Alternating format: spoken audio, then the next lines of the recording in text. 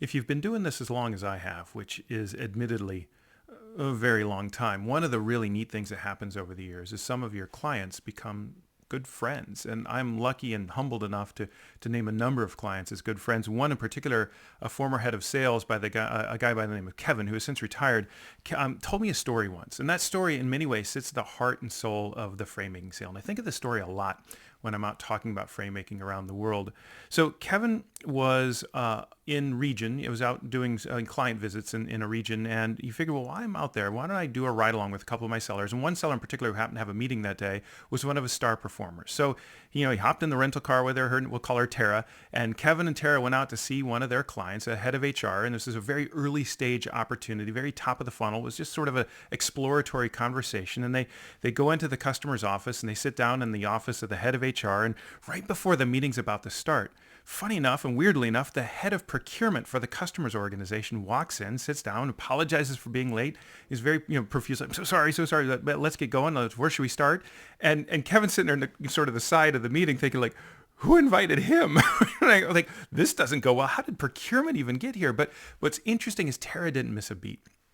She ran the meeting so incredibly well, and Kevin just sat there and watched sort of magic happen as she kind of, sort of framed the conversation and moved them to a closer alignment around what they were even trying to do in the first place and how that process was going to unfold and what the timing would be for their organization. And by the time it was over, they'd reached a real strong agreement of what, not between this company and the client company, but between procurement and HR, about what they could be doing together, and which was going to lead ultimately to just an incredibly great opportunity for Kevin's company.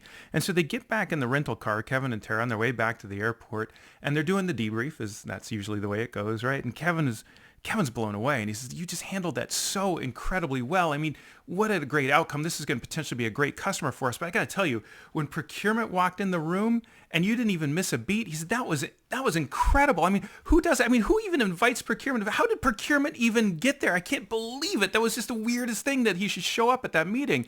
And Tara looked at Kevin and said, well, Kevin, he was there because I invited him there. In fact, I suggested to the head of HR that it would be a really good idea if she invite procurement to the meeting so that we could have a better, more aligned conversation. And Kevin's just lost his mind. He said, what? Why would you do that? What is like procurement comes in late. They blow everything up. It's always a pain. Why in the world would you want procurement there? And Tara looked at Kevin and said, well, Kevin, in working with other customers like these, I've found that, procurement always gets involved late. When they get involved late, they blow everything up. Everybody's frustrated. The whole thing falls apart. I forecast these things and then it just kind of disintegrates. And I'm tired of losing these kinds of deals. And what I've learned from the companies who do this well is they bring in procurement early. And so I've started advising clients that that's probably a good idea. And Kevin's like, that's actually really brilliant. And that's what frame making is all about. This is a very simple example of frame making. There's more complex flavors and versions that we outline in the book, but we simply call this a nudge. It's basically you taking on the role of a coach or a guide or a Sherpa and guiding your customer through the process of decision making inside their own organization, helping them identify and remove or maybe even avoid obstacles altogether that otherwise could get in their way. And I think this is such an interesting moment, that for Tara to say, in working with other customers like you, one of the things we found is procurement can get in late and they blow everything up. What we found from the customers are really have a great experience and really make a lot more progress more quickly in this purchase process is inviting procurement in early. And that's just a very light but very powerful example of what it looks like when you show up as a frame-making seller. As someone who takes on this sort of asymmetry of knowledge, you arguably have a better idea of how the customer's purchase journey is not only could unfold, but should unfold to lead to a successful outcome, not just for you, but for them. And to learn that from other companies and share both the good and the bad such that you can provide really quality advice to give that customer more confidence, not in you, but in themselves, that yes, they can navigate the complexities of their own organization.